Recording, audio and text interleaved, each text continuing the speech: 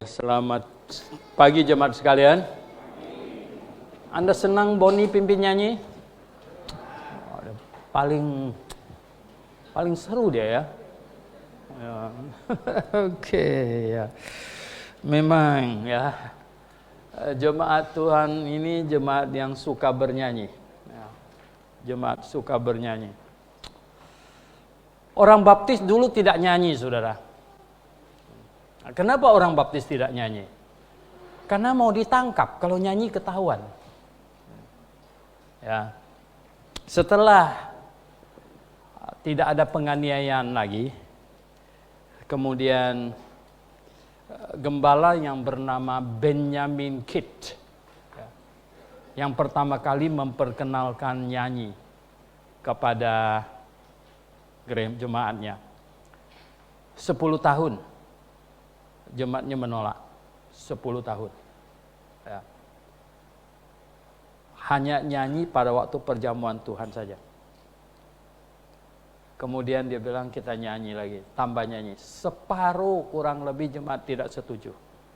Setiap kali ada nyanyi mereka pergi keluar berdiri di bawah pohon. Tidak mau nyanyi, saudara. Nyanyi kurang rohani. Begitu ya. 10 tahun. Ya. Akhirnya jemaatnya pecah jadi dua. Ya. Jadi yang mau nyanyi tetap di satu jemaat, yang tidak mau nyanyi di jemaat sana. Mereka tidak marahan, ya. Cuman masalah setuju dan tidak setuju nyanyi saja, gitu ya. Akhirnya pecah jemaat jadi dua. Memang kalau baca sejarah kadang-kadang saya pikir, aduh Tuhan, ya. Begitu bergejolak ya dalam perjalanan hidup manusia sejarah. Oke. Tema kita sampai Hud ya. Saya akan sampaikan tentang yaitu sampai kita semua satu iman. Sampai kita semua satu iman. Tema Hud kita kali ini sudah ada. Lagunya sedang dibuat. Ada idenya lagunya. Tema kita tahun ini adalah setia, setia, setia sampai tiba di sorga. Jadi 3 kali setianya. Setia, setia, setia sampai tiba di sorga. Oke, sekarang kita satu iman dulu. Efesus pasal yang keempat. Ini satu kalimat Paulus. Paulus ini kalimatnya mau panjang-panjang. Ya. Ini khas Paulus. Kalimat panjang-panjang. Satu kalimat. Banyak komanya. Satu kalimat. Di pasal 4 ayat 11 sampai 15 itu satu kalimat tuh. Kamu lihat. Startnya di ayat 11, titiknya di ayat 15. Efesus pasal 4 ayat 11 sampai 15. Dan ialah yang memberikan baik rasul-rasul maupun nabi-nabi, baik pemberita-pemberita Injil maupun gembala-gembala dan pengajar-pengajar, untuk memperlengkapi orang-orang kudus bagi pekerjaan pelayanan, bagi pembangunan tubuh Kristus, sampai kita semua telah mencapai kesatuan iman dan pengetahuan yang benar tentang anak Allah, kedewasaan penuh, dan tingkat pertumbuhan yang sesuai dengan kepenuhan Kristus, sehingga kita bukan lagi anak-anak yang diombang-ambingkan oleh rupa-rupa angin pengajaran, oleh permainan palsu manusia dalam kelicikan mereka yang menyesatkan, tetapi dengan teguh berpegang kepada kebenaran di dalam kasih kita bertumbuh di dalam segala hal ke arah Dia, masih koma, Kristus masih koma, yang adalah kepala, titik. Satu kalimat. Ya. Oke, kita berdoa. Bapa di sorga, terima kasih betapa Tuhan Engkau mengetuk kepala Rasul Paulus pada saat dia mau berangkat ke Damsyik, mau menangkapi anak-anakmu. Dan Engkau mendapatkan dia menjadi muridmu. Dan dia melayani Engkau. Dia mengalami penderitaan amat-amat sangat. Seperti penderitaan yang dia ingin datangkan kepada orang-orang yang mengikuti Engkau. Tuhan, Engkau juga telah memakainya menuliskan banyak hal. Sehingga menjadi pengajaran bagi kami. Kami sangat percaya semua yang ditulis oleh Rasul Paulus adalah ilham dari-Mu Tuhan. Engkaulah yang menggerakkannya, menuliskannya. Sehingga bukan hanya tiap-tiap kalimat itu benar. Bahkan tiap-tiap kata yang dipilih pun tidak ada salah. Oleh sebab itu tolonglah kami Tuhan.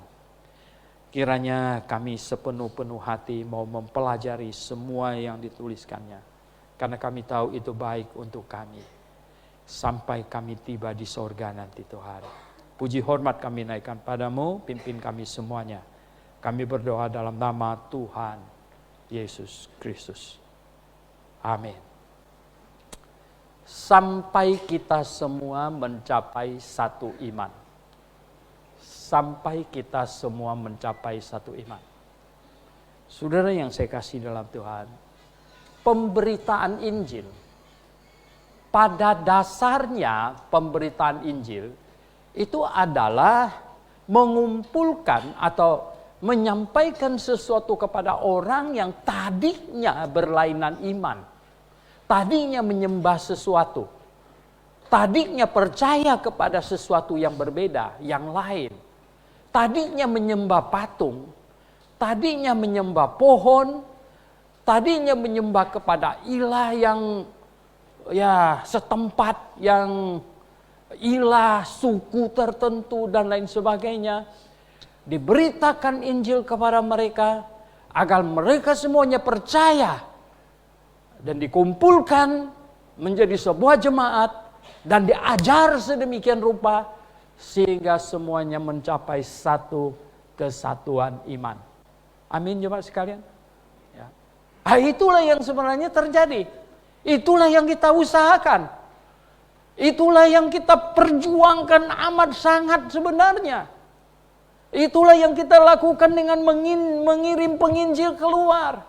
Itu yang kita lakukan, kita kasih persembahan. Itulah yang kita lakukan, kita membangun gedung gereja. Itulah yang kita lakukan di dalam kita menyokong berbagai pekerjaan. Agar mereka pergi keluar ke sana. Bertemu dengan orang yang beraneka ragam imannya, saudara. Beraneka ragam imannya. Ada yang menyembah 1 hari 3 kali, ada menyembah 5 kali, entah berapa kali lagi. Ada yang menyembah monyet sampai menyembah tukang buat patung apa segala macam. Menyembah patung yang kurus sampai yang gendut dan lain sebagainya, saudara. Semuanya diberitakan Injil. Diberitakan Injil. Diberitakan Injil kasih karunia Allah. Kata Rasul Paulus kepada orang Athena, jangan lagi kita tinggal di zaman kebodohan, menyembah apa yang dibuat oleh tangan manusia. Marilah kita menjadi orang pintar, marilah kita menjadi orang berhikmat, marilah kita menyembah kepada pencipta alam semesta, Allah yang patut disembah. Itulah yang kita seru-serukan sebenarnya. Itulah yang kita seru-serukan. Dan dengan demikian saudara yang saya kasih dalam Tuhan, maka orang-orang yang tadinya beraneka ragam iman, saudara, beraneka ragam iman, macam-macam yang dipercaya, ya toh. Ayo belum lihat suku. Saya suka nonton film yang jalan-jalan itu, ya. Jalan-jalan ya mereka sampai ke satu suku, ya toh. Waduh, sukunya menyembah ini lagi. Sampai ke suku lain menyembahnya lain lagi. Jadi macam-macam yang disembah, saudara. Saudara yang saya kasih dalam Tuhan. Tahukah pemberitaan Injil punya usaha? tujuan adalah membuat penyembah yang beraneka ragam itu, macam-macam itu, supaya kita giring, supaya kita beritakan yang benar, supaya bisa disampaikan Injil keselamatan dari Allah, dan kemudian mereka bisa diselamatkan. Saudara yang saya kasih dalam Tuhan Yesus, diselamatkan dari kebodohan, diselamatkan dari tipu muslihat iblis, diselamatkan dari ciptaan tradisi yang konyol-konyolan, diselamatkan, dimerdekakan dari kungkungan ketidakbebasan. Anak manusia ditekan oleh iblis, saudara. Iblis itu sedemikian menjajah manusia, menjajah sehingga, ini butet otak, nggak bisa berkembang. Kenapa? Iblis menjajah, iblis mengungkung orang sedemikian rupa. Tapi Tuhan mau memerdekakan kita. Ya, kebenaran akan apa? Kebenaran akan memerdekakan. Kebenaran akan memerdekakan. Mengapa kekristenan? Kekristenan yang Alkitabiah. Kekristenan yang Alkitabiah adalah yang masuk akal. Yang masuk akal. Oleh sebab itu akal budi. Akal budi itu adalah paling dipakai. Iman yang paling memakai akal budi itu adalah iman kekristenan. Paling memakai akal budi. Di dalam Ulangan pasal yang ke-6 ayat 5. Di situ, kasihilah Tuhan Allahmu dengan segenap hatimu, segenap jiwamu, dan dengan segenap kekuatanmu. Tuhan Yesus mengutip ayat itu di dalam Injil Matius, dan dia mengubahnya sedikit. Kasihilah Tuhan Allahmu dengan segenap hatimu, segenap jiwamu, dan dengan segenap akal budimu. Segenap kekuatannya ubah dengan segenap akal budi. Karena di zaman perjanjian baru, saudara yang saya kasih dalam Tuhan, Tuhan mau manusia tidak lagi terkungkung oleh zaman ibadah simbolistik, ritualistik, dan jasmania. Oleh sebab itu kekristenan yang benar, yang Alkitabiah, tidak ada upacara-upacara simbol-simbolan lagi. Dan tidak ada upacara ritual. Kekristenan yang Alkitabiah, lihat ya toh. Saya dulu saya punya toga, saudara. Dulu saya punya toga. Dulu saya punya selempang putih itu, selempang putih. Dulu saya punya itu dong. Wah, biasanya pakai waktu perjamuan kudus dulu gitu ya toh ya. Dulu itu perjamuan kudus. Tapi sekarang saya tahu, saya sampai di Amerika, saudara yang saya kasih Anda, semuanya saya tanya, kenapa Anda pakai toga? Oh begini. Kenapa semuanya? Oh, kita tidak lagi di dalam zaman ritual. Tidak di zaman ritual-ritualan. Ya. Oleh sebab itu, saudara yang saya kasih dalam Tuhan, kamu lihat nanti. Semua agama, bahkan kekristenan yang menyimpang dari Alkitab, itu akan semakin membangun ritual. Semakin membangun ritual. Dengan jubahnya. Luar biasa ya toh, jubahnya. Dengan topinya, topinya. Tongkatnya juga, taktuk gitu. Ya, bukan cuma ada tongkat, ada orang jalan di depannya. Nah, air kudus katanya. Begitu. Tetapi saudara yang saya kasih dalam Tuhan Yesus, iman kekristenan yang Alkitabiah, yang benar, tidak ada lagi yang demikian ini. Tidak ada. Bahkan orang bingung kenapa kita tidak menyebut hari Minggu ini ibadah. Karena ibadah kita itu sudah bersifat rohania dan sudah terjadi ya toh sepanjang waktu. Sepanjang waktu. Jadi sekarang ini kita ini apa ini sekarang ini kita ini? Kita ini namanya kumpul berjemaat gitu. Kumpul berjemaat, saudara. Nah, kumpul berjemaat. Nah, Tuhan mau ada kumpul berjemaat ini. Dalam kumpul berjemaat seperti ini kumpul berjemaat ini, yang utamanya itu apa? Tadi saya kasih tahu sedikit jalan sejarah bahwa orang baptis dulu nggak nyanyi. Ya memang nggak nyanyi, kalau nyanyi ketahuan akan ditangkap bagaimana ya toh. Akhirnya karena saking lamanya tidak nyanyi, jadi sudah terbiasa nggak nyanyi gitu. Nggak, jadi ada yang mau nyanyi, ada yang bilang nggak rohani itu nyanyi, nggak rohani itu. 10 tahun lo gila.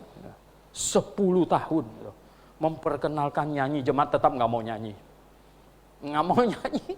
Akhirnya gembalanya bohong juga itu, cuma nggak nyanyi. Akhirnya apa? Separuh mau nyanyi, separuh nggak mau nyanyi. Ya udah, pecah dua jemaatnya. Pecah dua, saudara. Wah, saya baca sejarah hebat juga. Akhirnya sih belakangan, katanya sekian puluh tahun kemudian, yang nggak mau nyanyi, nyanyi juga belakangan gitu. Saudara yang saya kasih dalam Tuhan.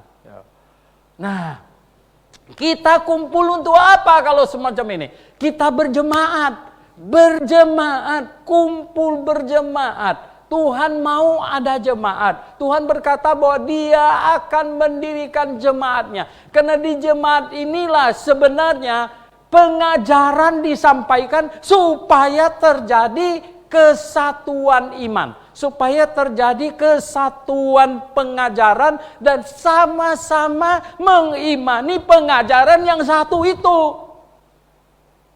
Bukan kita kumpul sama-sama, yang satu imannya beda, akan kacau balau. Kita kumpul bersama-sama, kita nyanyi bersama-sama, betul nggak? Kalau ada yang tidak setuju nyanyi, ada separuh setuju nyanyi, bisa kan? Betul nggak? Ya nggak apa-apa, ya toh. Perpecahan itu harus, permusuhan jangan, ya nggak? Perpecahan harus, permusuhan jangan. Karena separuh mau nyanyi, separuhnya nggak mau nyanyi. Waduh, di Amerika atau enggak? Di Amerika, saya hadir di satu gereja, ya loh. Mereka nyanyi agak kacau. Saya tanya kenapa jadi begini. Rupanya tadinya mereka pakai buku nyanyi yang lama warna hijau, dan gembalanya ganti buku nyanyi yang baru yang merah. Sebagiannya nggak setuju. Jadi kalau dibilang buka lagu nomor 120, nomor 120 yang merah dengan 120 yang hijau itu beda lagunya gitu. Kamu bisa bayangkan, lalu mereka nyanyinya sama-sama lagu nomor 120, lagunya beda, saudara. Saya sampai bingung, saya bilang kalian ini bagaimana ini? Kok bisa jadi begini? Iyalah katanya, tidak capai kesepakatan. Akhirnya buku nyanyi jadi masalah. Saudara yang saya kasih dalam Tuhan. Inilah sejarah, saudara. Kalau Anda banyak bepergian, Anda akan mendengar halnya banyak lucu-lucu. Ya, saya sampai geleng-geleng kepala. Saya bilang, ini kenapa jadi begini? Ya enggak lah, dia bilang begitu, itu asalnya karena begitu. Kenapa tidak bisa capai kesepakatan? Nah, saudara yang saya kasih dalam Tuhan Yesus. Gunanya berjemaat itu adalah supaya kita bisa mencapai, apa katanya di sini? Paulus bilang mencapai kesatuan iman di sini di ayat yang 13, sampai kita semua telah mencapai kesatuan iman gitu. Sampai semuanya mencapai kesatuan iman. Begitulah. Nah, ini dikumpulkan sama-sama, diajar, ya enggak? Nyanyinya serentak, makanya ada pimpin nyanyi. Saya tanya, seneng nggak Boni pimpin nyanyi? Lo semua, bahkan dia nggak mimpin di sini aja, dia mimpin di bawah sana begitu gitu. Seru dia ada ya. Saya bilang, coba bayangkan misalnya kalau Boni bilang kita nyanyi lagu nomor 120, ada yang nyanyi 125 begitu, kan jadi kacau balau kita semua di sini. Ya. Bagaimana bisa enak lagi ya enggak? Yang separuh nyanyi begini, sebelah sini nyanyi nomor, sebelah sini nyanyi nomor. Jadi kacau balau, saudara. Enggak bisa. Kita mau mencapai satu kesatuan iman. Inilah mencapai kesatuan iman, saudara. Ketika kita mencapai kesatuan iman, disitulah keindahan sebenarnya. Betul enggak? Ya, disitulah keindahan. Ketika kita nyanyi, saudara. Ketika kita nyanyi satu lagu. Waduh, ya. Satu minggu ini saya termenung-menung kepalanya begini-begini terus tahu apa. Karena saya sedang menciptakan lagu untuk HUT ini tahu enggak. Aduh, rasanya belum mantap ini cuma. Suruh Simu dengar ulang-ulang udah cakep belum? Ya belum. Wah, nyanyi lagi gitu. Saudara saya mengarang lagu itu enggak gampang memang ya. Tergantung moodnya. Moodnya. Moodnya lagi enggak bagus itu lagunya jadi bentak-bentak orang gitu. Ya enggak. Jadi ini moodnya ini ya toh. Ini ikut di hati ini ya toh. Saudara yang saya kasih. Nah, kita nyanyi satu lagu indah ya toh. Kemudian pengajaran. Nah, saudara yang saya kasih dalam Tuhan Yesus, satu pengajaran mencapai satu pengajaran. Satu pengajaran. Ah, inilah indahnya. Oh, saudara yang saya kasih dalam Tuhan. Anda tahu ya betapa pentingnya pengajaran sebuah gereja. Betapa pentingnya. Dan betapa bukan hanya betapa pentingnya sebuah gereja, betapa pentingnya satu persekutuan yang indah di dalam satu gereja. Betul nggak? Ya kan? Saya ini merasanya kurang nyaman dengan kita semuanya kalau masih pakai masker, betulnya. Saya mau pakai masker, jadi saya bilang, coba tarik sedikit, saya mau lihat mukanya gitu ya, tarik sedikit. Kenapa? Kalau lama-lama nggak ketemu kok, kayaknya mukanya cuma lihat matanya doang begini. Nah, saudara yang saya kasih dalam Tuhan, ya nggak? Jadi kita mau ada satu persekutuan yang indah, persekutuan yang indah. Wow, ya. Ini indah sekali, saudara yang saya kasih dalam Tuhan. Duduk di sini nyanyi, bertemu satu dengan yang lain, betul nggak? Itu berbeda. Ada orang yang kasih tahu saya, Pak, katanya, selama COVID ini saya ikut online, katanya. Beda lu, rasanya beda. Ya, betul, rasanya beda. Rasanya beda ikut online, betul nggak? Ya kan? Nggak serius ya kalau online ya? Nggak serius ya toh, ya toh. Taruh TV itu ya toh. Lalu pergi ke dapur dulu sebentar ngaduk-ngaduk kopi. Ya toh. Nggak serius, saudara. Ya, online nggak serius ya toh. Makanya mereka, Pak Suhento, mungkin saya termasuk hamba Tuhan yang aneh. Banyak mereka undang saya untuk Pak Suhento ya.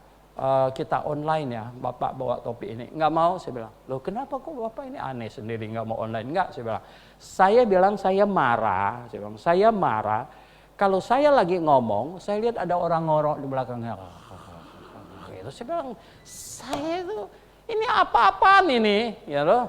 Saya ini pengkhotbah serius, tahu nggak? Saya pengkhotbah serius, ya. Karena saya pengkhotbah serius, saya menuntut pendengar serius, benar nggak? Wah, saya pengkhotbah serius. Kalau saya pengkhotbah asal-asalan, ngomong ngadol ngidul, lihat cecak di atas, jadi sini, ya habis itu pulang. Ya, tuh nanti bulan terima duit. Itu pengkhotbah nggak serius, ya, pengkhotbah nggak serius. Kalau saya pengkhotbah serius, saudara, ya. Saya pengkhotbah serius. Tadi di sekolah minggu saya bilang, bukan hanya saya tahu semuanya yang di sini itu dengar serius atau tidak. Bahkan yang di atas sana dia lihat handphone, saya lihat tuh dari sini. Ya, saya lihat dari sini. Saya bilang, kalau saya lihat mukanya begini terus tangannya begini, dia pasti dia lihat handphone dia gitu. Begitu. Saya ini pengkhotbah serius. Ya. Saudara yang saya kasih dalam Tuhan, betapa indahnya kita bisa berkumpul. Betapa indahnya kita bisa berkumpul. Saudara tahu, ya, andai kata hari ini kamu belum menyadari betapa pentingnya dan betapa utamanya, betapa bergunanya jemaat ini, nanti sampai di kekekalan, Anda akan tahu bahwa ini super berguna. Ini sangat berguna, saudara yang saya kasih dalam Tuhan. Ini sangat berguna. Ya. Anda kalau sudah kehilangannya, Anda akan tahu bahwa itu sangat berarti. Kalau belum kehilangan, Anda belum tahu berarti itu. Ya. Betul, saudara. Ya. Banyak orang hubungin saya. Ada satu bapak di Kalimantan Tengah hubungin saya. Saya udah kasih nomornya sama mahasiswa Kalimantan Tengah. Pak Suhento, tolong datang segera baptis saya di sini. Wah, gimana saya datang baptis dia? Lalu enggak ada siapa-siapa di situ, betul nggak? Ya, ini apa jadinya? Gitu ya. Apa jadinya? Ada di Banyuwangi sana, dibilang supaya saya datang ke sana. Dia sudah setuju pengajaran. Amin katanya. Benar pengajaran Bapak. Kirim orang ke sini. Ya. Ada di Lampung di dalam sana. Oh, saudara yang saya kasih dalam Tuhan. Ini orang-orang ada yang cinta kebenaran tapi sporadis. Sana satu, sana satu, sana satu. Jadi bagaimana ya dong? Saudara yang saya kasih dalam Tuhan. Ini repot ini. Nah, mereka sangat-sangat merindukan ada jemaat macam begitu. Sangat-sangat merindukan. Nah, bagaimana ini dengan sendirian? Sendirian. Ya. Sendirian. Sampai yang di MBD itu apa? Wow, waktu dia sendirian, dia hubungin saya. Oh, saya bilang, coba kamu beli buku saya semuanya baca dulu, baca, ya toh. Udah baca buku, ini ada CD, ya toh, ada ini semuanya. Coba kamu dengar, udah, ya toh. Terus apa lagi? Dia pengaruhin orang semuanya itu. Wah, Pak Suhento datanglah katanya sini. Saya bilang, mana ya cara pergi ke tempat kamu? Naik kapal berapa lama, naik pesawat dan lain sebagainya. Dan akhirnya, tahu nggak apa? Dia bangun gereja di samping rumahnya. Bangun gereja samping rumahnya sekarang ini. Ya. Baru minggu yang lalu dia video call sama saya. Pak Suhento lihat bangkunya sudah bagus belum? Dia bilang, bangkunya, wah dia video call. Sudah bagus, bukan masalah bangkunya. Saya bilang, bukan masalah bangkunya. Kapan ini? Ya toh. Nah kemarin dia bilang apa? Udah pasti Pak. Tanggal 1 dan 2 Juli. Tanggal 1 dan 2 Juli kalau ke sana. Saudara yang saya kasih dalam Tuhan Yesus. Mereka sangat merindukan ada jemaat seperti demikian, saudara. Banyak orang sangat merindukan ada jemaat macam begitu. Saya berkata bahwa Anda sedang duduk di sini. Mungkin Anda belum merasakannya sampai Anda kehilangan. Sampai nanti Anda sendiri sana. Dan lebih kehilangan lagi Anda tahu tidak betapa pentingnya ini. Ini bukan hanya untuk kamu saat ini saja, saudara. Jemaat ini perlu berlangsung terus menerus, bukan untuk kamu saja. Jemaat ini perlu untuk anak kamu, untuk cucu kamu dan seterusnya. Saudara yang saya kasih dalam Tuhan Yesus. Kamu khawatir nggak anak kamu kawin sama begajulan? Hah? Kamu khawatir nggak? Ya. Saya dengar ada orang begini, tahu nggak? Anaknya hamilin cewek, dia senang. Saya bilang, kenapa kok bisa senang? Oh bagus, kalau nggak bisa hamilin dia dapat sama-sama cowok lebih pusing katanya. Hah? Saya berdengar. Luar biasa. Saudara yang saya kasih dalam Tuhan Yesus. Saudara, kita hidup di dunia apa? Kamu tahu nggak sekarang kita hidup di dunia apa? Hah? Kamu tahu nggak? Lee Kuan Yew punya cucu kawin sama-sama laki. Kamu tahu nggak? Hah? Kamu dengar berita nggak? Ya, kamu bingung kalau anak laki kamu bawa pulang temennya, kamu pikir sama-sama main basket punya, tapi dia bilang ini pacar saya Pak. Wah, gitu. Nah saat itulah kamu diam 1000 bahasa, nggak tahu mau omong apa, betul nggak? Anak cewek kamu datang, kamu pikir ini sama-sama main punya, dibilang, ma ini pacar saya. Saat itulah saudara yang saya kasih dalam Tuhan. Kamu akan bingung. Kenapa dunia jadi begini? Kenapa sekarang ini? Saudara yang saya kasih dalam Tuhan Yesus. Kita menuju ke satu titik seperti keadaan di zaman Nuh, saudara. Di situ dikatakan bahwa semua yang timbul dari hati orang itu apa katanya? Jahat. Wow.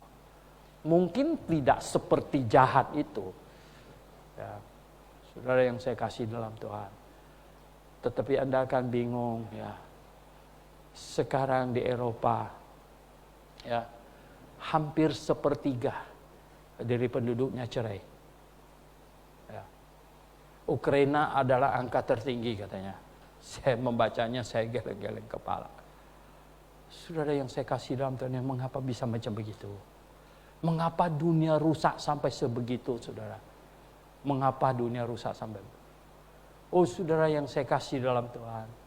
Tidak ada gereja, saudara. Kalau tidak ada gereja, tidak ada jemaat di mana Anda bisa datang tiap minggu, di mana Anda bisa sama-sama kita bernyanyi, di mana ada pengajaran yang benar dan disampaikan dari Alkitab. Tiap minggu bisa dengar sehingga anak kita bertumbuh rohaninya dan kita berdoa supaya dia menikah dengan orang baik-baik dan kemudian menghasilkan cucu yang baik-baik juga. Ini yang kita mau. Ini yang kita mau, saudara. Saudara yang saya kasih dalam Tuhan Yesus. Setiap kali blok kelas atau seminar pasti ada orang tanya. Pasti punya pertanyaannya. Ya. Karena saya sudah ratusan kali seminar blok kelas, jadi orang belum tanya, saya sudah tahu dia mau tanya apa. Karena semua pertanyaan bolak-balik di situ gitu. Pertanyaan bolak-balik. Ada yang bertanya, Pak, bagaimana dengan mereka yang di hutan? Tidak dengar Injil, masuk surga tidak? Ini pertanyaan biasanya ada punya. Gitu. Ya, biasanya ada. Saudara, saya bilang jangan di hutan, di kota aja banyak yang nggak percaya. Apalagi di hutan. Gitu. Saudara yang saya kasih dalam Tuhan. Lalu siapa yang salah, Pak? Biasanya lanjutkan begitu. Yang salah kamu. Saya bilang, hah? Saya yang salah. Enak aja betul nggak? Yang salah siapa, Pak? Yang salah kamu, saya bilang. Ya. Terutama kamu sudah mendengar Injil dan kamu diam. Saya bilang. Ya. Kamu diam. Ya. Saudara yang saya kasih dalam Tuhan. Bukan cuma di hutan. Anda di negara mana sekarang? Anda di negara mana? Saya selalu kasih perumpamaan. Ada 2 orang. Di Indonesia penghasilannya 5 juta sebulan. Aduh, pas-paslah hidup misalnya. Lalu ada tawaran ke sebuah negara. Ya toh? Negara yang nyembah dinding yang dilapis kain hitam. Misalnya gitu. Wih, ya enggak. Lalu apa katanya? Gajinya 20 juta, ya pergilah. Ya. Wah, suami istri berangkat ke sana, saudara. Suami istri berangkat ke sana. Sampai ke sana enggak lama anaknya lahir perempuan. Kalau anaknya dikasih Maria namanya atau Elizabeth, sekolahnya bisa repot. Betul enggak? Dikasih nama apa? Aminah. Oke, paling cocok. Aminah tumbuh besar masuk sekolah, kemudian mulai remaja, ya enggak? Mulai remaja, pemudi, pacaran sama siapa? Ya Abdullah. Aduh, Aminah pacaran sama Abdullah, ya betul nggak? Ya kan? Lalu apa? Lahirlah kamu, kemudian cucu kamu putri. Ya, putri cucunya kasih nama apa? Sabila. Cucunya namanya Sabila, cucu kamu dapat cowok namanya siapa? Osama. Pikul bom. Saudara yang saya kasih dalam Tuhan. Siapa yang salah kalau sudah begitu? Siapa yang salah? Karena kakek dan neneknya ya, tidak merasa perlu ada gereja yang benar di dalam jangkauannya. Dia masih enak-enaknya aja. Saudara yang saya kasih dalam Tuhan Yesus. Saya sudah ulang-ulang omong. Ya. Keputusan saya tidak mempengaruhi kakek saya. Ya. Saya tahu segala sesuatu aja dia sudah meninggal. Gimana keputusan saya bisa pengaruh dia? Tapi keputusan saya pengaruh ke anak cucu saya nggak? Oh ya. Ya. Stephen aja bilang, untung papa ambil keputusan yang benar. Tahun 93 saya timbang. Uang saya beli rumah atau pergi sekolah. Beli rumah, pergi sekolah. Akhirnya saya putusin apa? Pergi sekolah. Begitu. Stephen bilang, untung papa ambil keputusan benar. Kalau beli rumah, ya enggak, beda lagi betul enggak? Everything different. Segala sesuatunya akan berbeda. Saudara yang saya kasih dalam Tuhan, ya, apapun keputusan kamu hari ini, jangan main-main. Jangan main-main, saya kasih tahu kamu. Itu bisa membawa pengaruh kepada anakmu, cucumu, cicitmu, dan seterusnya. Kalau kakek buyutku bukan datang ke Hindia Belanda, tapi pergi ke Amerika. I speak English today. I'm American, Chinese. Betul nggak? Tapi kalau mereka datang ke Hindia Belanda, beda lagi ceritanya. Saudara yang saya kasih dalam Tuhan. Ya. Nah, betapa pentingnya mempunyai sebuah gereja. Tempat di mana kita bisa kumpul sama-sama di sini. Kumpul sama-sama. Kita nyanyi sama-sama. Enak sekali nyanyi sama-sama. Kemudian kita bisa belajar firman Tuhan sama-sama. Mengimani sesuatu kebenaran yang sama-sama. Kemudian anak kita besarkan sama-sama. Dan mereka semua diselamatkan. Oh, betapa indahnya. Saudara yang saya kasih dalam Tuhan. Anda tahu betapa pentingnya gereja demikian? Ya, betapa pentingnya. Oh saudara yang saya kasih dalam Tuhan Yesus, saya ketemu banyak orang, saya tahu ini orang tidak berhikmat. Ada banyak anak muda nggak ada hikmat di kepalanya, saya bilang gitu ya. Baru menikah, ya toh.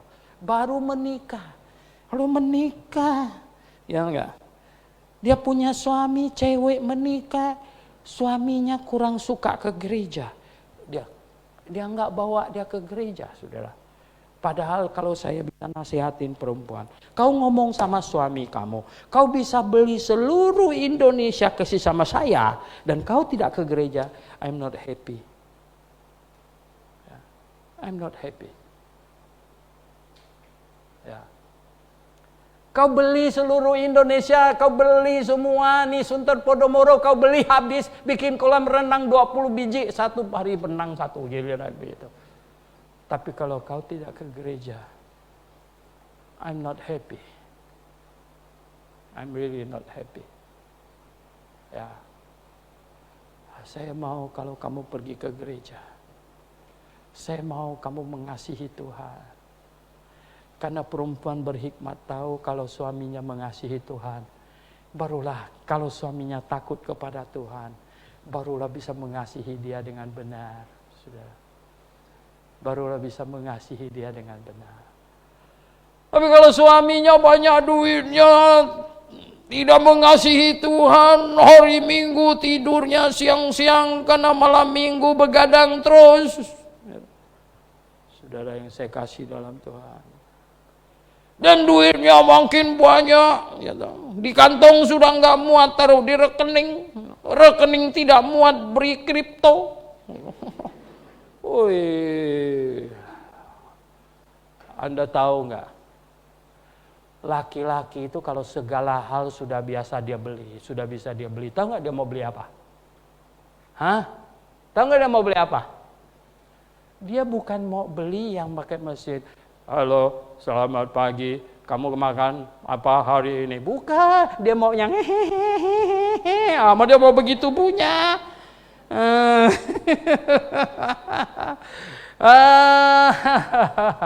Oh saudara yang saya kasih, saya bukan banci, saya laki, saya kasih tahu kalian. Makanya saya tahu. Ya, laki-laki itu jangan banyak duitnya. Ya, jangan banyak duitnya. Ya, duitnya pas-pas saja, gitu. Nah, kalau duitnya dikasih persembahan, saya mau lihat kamu mengasihi Tuhan. Saya mau melihat kamu mengasihi Tuhan. Ya. Saya ini udah lebih setengah abad, saya sudah melihat banyak orang. Saya lihat wanita ini, aduh baru menikah, suaminya nggak diajak ke gereja, dibiarin tidur sampai siang-siang. Sampai dia pulang gereja suaminya belum bangun. Dia biarin. Saya dalam hati berpikir, satu hari dia akan menyesal. Satu hari dia pasti akan menyesal punya. Ya. Satu hari dia akan menyesal. Sekarang dia belum tahu. Sekarang dia belum tahu. Satu hari dia akan menyesal. Ya. Oh saudara yang saya kasih dalam Tuhan, Anda tahu betapa pentingnya sebuah gereja bagi kamu, bagi suamimu, bagi istrimu. Ya. Betapa pentingnya sebuah gereja. Luar biasa saya kasih tahu. Ya. Kenapa? Karena kita hidup di zaman apa, saudara? Zaman dulu kita pergi ke bioskop baris. Hari ini bioskopnya di tangan kita loh. Ya. Betul nggak? Hari ini bioskop. Saya ingat waktu kecil pergi ke bioskop. Ya tuh. Ya nggak? Kita baris, mau beli tiket kita baris. Hari ini baru masih satu generasi. Masih satu generasi. Hari ini bioskop di tangan kita. Tik. Nonton ini. Ya. Dia bohongin istrinya. Dia nonton apa? Dia istrinya datang. Yang dari wah. Enggak, dibilang. Saya nonton orang dayung sampan. Istrinya lari ke sana. Nonton lagi. Iya. Wah. Sekali istrinya dekat. Kita di zaman apa, saudara yang saya kasih dalam Tuhan? Kita di zaman apa? Ya. Kita di zaman orang kalau mau berbuat jahat, ya, simple sekali. Ya. Kalau pikiran ini tidak terarah kepada sesuatu yang benar, ini gampang dia melayang ke sana kemari, sangat gampang, saya kasih tahu. Ya. Nah di zaman seperti begini inilah saya ingin katakan bahwa orang berhikmat tahu bahwa kita perlu gereja. Bahwa orang tua suami istri yang berhikmat tahu kita dua sama-sama pergi ke gereja. Kalau kamu mau keluarga kita baik, kalau engkau mau anak kita bertumbuh dengan manis, kalau engkau mau nanti kita dapat mantu yang bagus, yang mengasihi Tuhan, marilah kita kasih contoh. Marilah kita ke gereja. Marilah kita sepenuh-penuh hatinya. Sebenarnya itu. Di situ hikmat. Saudara yang saya kasih dalam Tuhan. Ya. Untuk menjadi kacau, untuk menjadi rusak, 3 hari cukup. Untuk menjadi baik, untuk memiliki kebiasaan yang baik, ya, 3 tahun belum tentu bisa. Ya. Saudara yang saya kasih dalam Tuhan, untuk jadi malas ke gereja online, 3 hari selesai, 3 minggu selesai, online enak, ya enggak, bisa sambil minum kopi, sambil main kacang, kuaci, makanan kemalasan kata itu ya.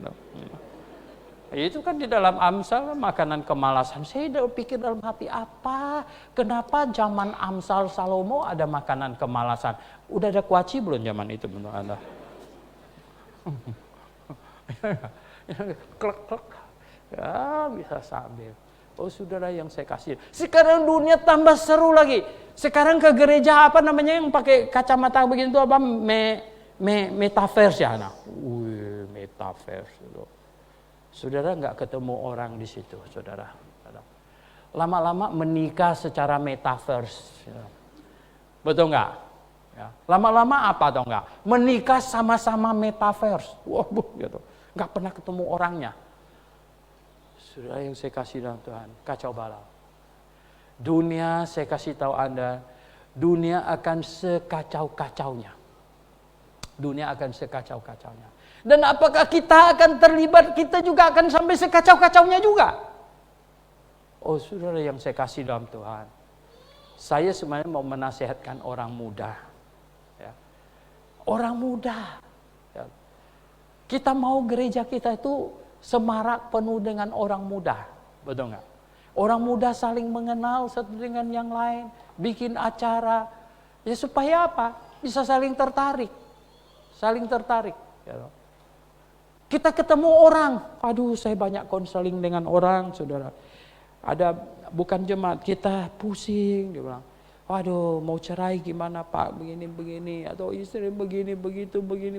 Saya bilang, waktu kamu dapatnya tuh dulu di mana? Aduh, saya dapatnya di naik klub, pantasan, ya dapatnya di naik klub, ya toh.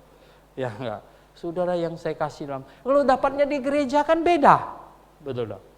Dapat di gereja dengan dapat di naik klub. Belum lagi dapat di lapangan banteng. Itu lebih kacau lagi nanti. Aduh. Aduh. Iya ini banyak orang nggak tahu lapangan banteng di mana. Bukan siang hari, malam-malamnya. Gitu. Saudara yang saya kasih dalam Tuhan itu. Dibawa pulang ke rumah cantik sekali, tahu nggak? Sekali 2 minggu lupa cukur, tumbuh jenggotnya. Baru kau tahu, salah menikah ternyata ya toh. Saudara yang saya kasih dalam Tuhan. Jangan macam begitu saudara. Saya kasih tahu, minggu ini penekanannya sampai kita mencapai satu iman. Kita tidak mungkin bisa mencapai satu iman kalau tidak berjemaat, betul nggak? Harus kumpul berjemaat baru bisa mencapai satu iman.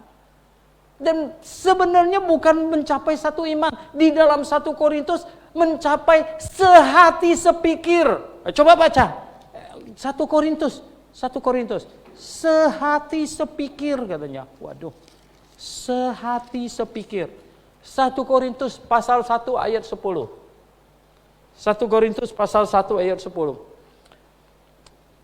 Tetapi aku menasehatkan kamu, saudara-saudara, demi nama Tuhan kita Yesus Kristus. Demi Yesus Kristus. Hebat sekali ini. Supaya kamu, apa katanya? Seia sekata dan juga apa? Jangan ada perpecahan di antara kamu, tetapi sebaliknya supaya kamu erat bersatu, sehati sepikir. Ya. Wow. Seia sekata, sehati sepikir. Wah, ini mencapai itu. Oh, saudara yang saya kasih dalam Tuhan Yesus. Sejarah membuktikan. Tahu nggak? Sejarah membuktikan. Sebenarnya Grafe membuktikan juga. Ya. Ketika kita sehati sepikir. Tanya ini, pendahulu Grafe. Betul nggak Pak Hasan? Segala macam. Ketika kita sehati sepikir, tahu nggak? Apa saja bisa kita kerja. Banyak hal. Banyak hal. Ya. Kita lakukan. Kita lakukan banyak hal. Ya. Kita lakukan banyak hal, saudara. Ya. Kita doa, kita mau ini dapat. Ya. Kita doa. Ya. Ada masalah apa? Kita bilang ini ada masalah. Ayolah kita doa sama-sama. Ini masalah kita bersama. Masalah satu orang, masalah kita juga. Ya. Masalah dia, masalah kita. Makanya kita doa sama-sama. Ini yang namanya seia sekata, sehati sepikir gitu. Seia sekata, sehati sepikir. Ada masalah apa? Nah, dengan sehati sepikir, seia sekata, inilah menyebabkan kesaksian kita itu sedemikian hebatnya memancar keluar, saudara. Ya, kesaksian kita itu hebat sekali. Oh, saudara yang saya kasih dalam Tuhan. Kesaksian Jemaat Grafe itu terhebat. Saya kasih tahu. Lebih-lebih di booster pakai apa? YouTube, Facebook, segala macam itu di booster itu. Wow, sekarang kemarin ya ada satu penginjil yang di satu daerah datang, Pak Suhento. Itu ada satu ketua sinode tanya sama saya, kamu punya ketua sinode yang namanya Suhento Liau ya? Enggak, kami enggak pakai sinode, enggak ada ketua sinode. Oh ya, itu Suhento Liau tuh siapanya kamu? Enggak, dia itu rektor. Wah, dia yang kirim itu ya, yang kirim tulisan terus bagikan ke grup ya katanya. Oh, ya rupanya Pak Suhento bagi-bagikan grup katanya ke semuanya tuh. Ya oke. Ya, semua tahu. Lihat kesaksian kita ya enggak? Dulu kesaksian kita pakai apa? Ya seminar, seminar. Sekarang ya enggak? Sekarang lebih dahsyat sebenarnya, betul enggak? Ya loh. Makanya lihat itu. Ada dari apa tahu enggak? Ini kan dari Canberra ya enggak? Dari Canberra ikut blok kelas kamu ya. Dari Canberra. Dari Canberra lo tahu enggak? Ikut blok kelas.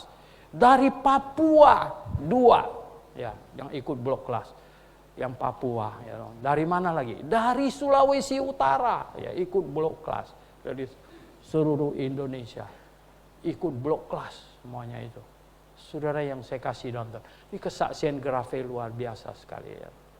Ya, Pak Subin itu Pak Irwan ya, itu kan teman baiknya Pak Irwan itu ya. Subin tuh sekarang tuh connect terus dengan saya gitu. Dia tuh rupanya pendukung Trump yang militan. Jadi kalau Trump apa-apa dia pasti pass ke saya. Saya pass ke dia itu khotbah aja gitu. Saya pass ke dia. Subin itu ya. Ingat nggak? Dia Yuri tanding apa itu? Apa kita ada tanding masak itu ya nggak? Ini tahun ini ada tanding masak nggak? Nggak ada ya. Kalau ada kita undang dia jadi Yuri lagi gitu. Datang dari Amerika. Nah, saudara yang saya kasih dalam Tuhan. Sekarang kesaksian kita itu bukan sebatas ini yang face to face begitu, yang bisa ketemu blok kelas segala macam. Bukan. Sekarang ini zamannya kita, kesaksian kita itu memancar internet ke seluruh dunia, saudara. Ke seluruh dunia. Luar biasa sekali. Ya. Nah, oleh sebab itulah kita mau jaga kesaksian kita. Kesaksian kita itu akan nyaring, akan hebat, akan terpancar, cemerlang. Kalau apa atau enggak? Kita sehati sepikir, seia sekata. Ya. Sehati sepikir, seia sekata. Betapa konyolnya kalau kita terjadi kekacauan di sini. Pada minggu kesekiannya enggak, Boni pimpin nyanyi, yang sebelah nyanyi lagu nomor 120, sebelah sini nyanyi lagu nomor 130. Kacau balau semuanya. Wede, bagaimana bisa begitu? Tidak, saudara. Sehati sepikir, seia sekata. Dan kalau kita bisa demikian, maka kesaksian kita akan berkumandang, nyaring. Dan saudara yang saya kasih dalam Tuhan, jemaat ini akan semakin indah. Ketika jemaat semakin indah, saudara yang saya kasih dalam Tuhan, ya, maka jemaat ini akan diberkati Tuhan. Tiap-tiap jemaat, saudara. Oh, saudara yang saya kasih dalam Tuhan, seharusnya tidak ada persoalan yang tidak terselesaikan. Kalau kita berdoa, Tuhan tolonglah, ya. Ini ada persoalan, tolonglah, ya. Tolonglah. Ya toh, saudara yang saya kasih dalam Tuhan. Bahkan, ya toh, ini belakangan ini saya sebenarnya ada list, ada terpikir. Tahu nggak persekutuan doa kita malam hari kan ada doa untuk mereka, doa mereka yang akan menikah. Kan ada kan? Ya, kita ada satu pokok doa untuk mereka yang akan menikah, yang sudah daftar gitu. Siapa? Doa mereka yang hamil, ya kan? Mesti tambah satu item, doakan mereka masih bujangan yang sedang cari gitu. Cocok nggak itu? Hah? Ya kan? Coba yang masih bujangan mau daftar supaya didoakan gitu ya. Saudara yang saya kasih dong. Nah, betapa indahnya. Nah, inilah sebuah jemaat. Jemaat yang indah di hadapan Tuhan. Ini yang disebut tubuh Tuhan Yesus Kristus sebenarnya. Ini disebut tubuh Tuhan Yesus yang harmonis, yang indah ya di dalamnya. Oh, saudara yang saya kasih dalam Tuhan. Dan di dalam jemaat seperti inilah bekerja seluruh komponen jemaat. Seluruh komponen jemaat bekerja bersama-sama untuk mencapai kesatuan iman. Amin. Mari kita berdoa.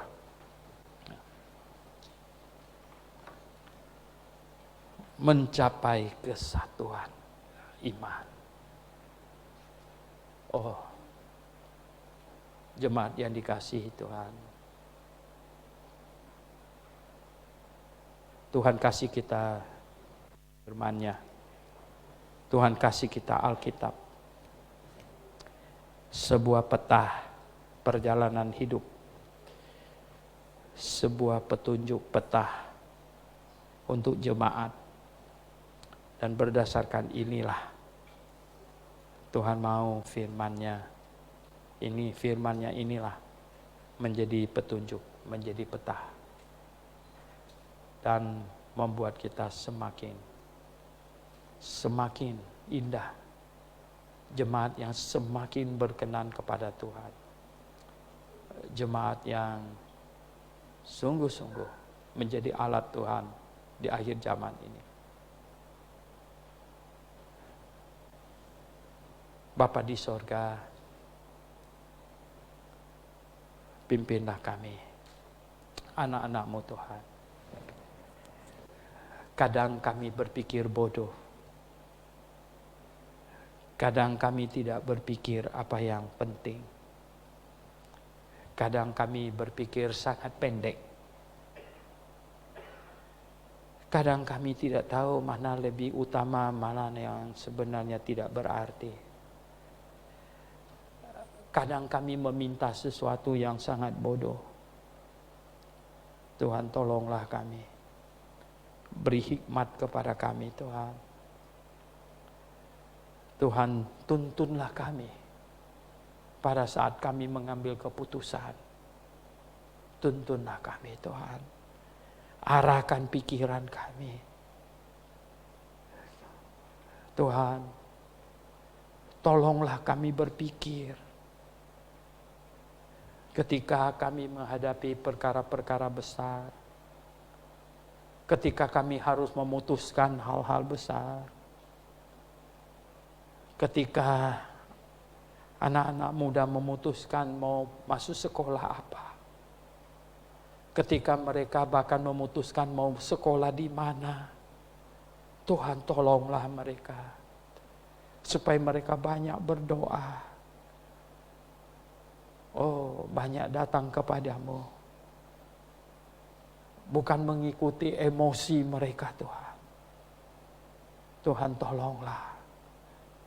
Tuhan pimpinlah kami yang dewasa. Anak-anak-Mu yang dewasa Tuhan. Di dalam keluarga biarlah kami tahu. Apa yang lebih mahal, apa yang lebih murah. Apa yang lebih utama, apa yang kurang utama. Dan tolong kami untuk menilai Tuhan. Menilai berbagai hal. Supaya kami jadi bijak Tuhan. Betul-betul bijak di dalam memutuskan berbagai hal. Tolong kami Tuhan. Pimpin kami. Tuhan tolonglah kami untuk melihat jauh-jauh ke depan. Tolong kami untuk menghitung-hitung. Ketika sesuatu terjadi. Ketika kami memutuskan sesuatu. Resiko apa? 10, 20, 30 tahun kemudian. Tuhan tolong kami. Tuhan, kami ini manusia rapuh. Kami kadang sangat bodoh Tuhan. Sangat bodoh. Oleh sebab itu kami sangat memerlukan kasih setia-Mu. Tuntunan-Mu untuk hidup kami Tuhan. Sekali lagi pimpin kami. Kami berdoa dengan segenap hati kami. Dalam nama Tuhan Yesus Kristus. Kami berdoa. Amin.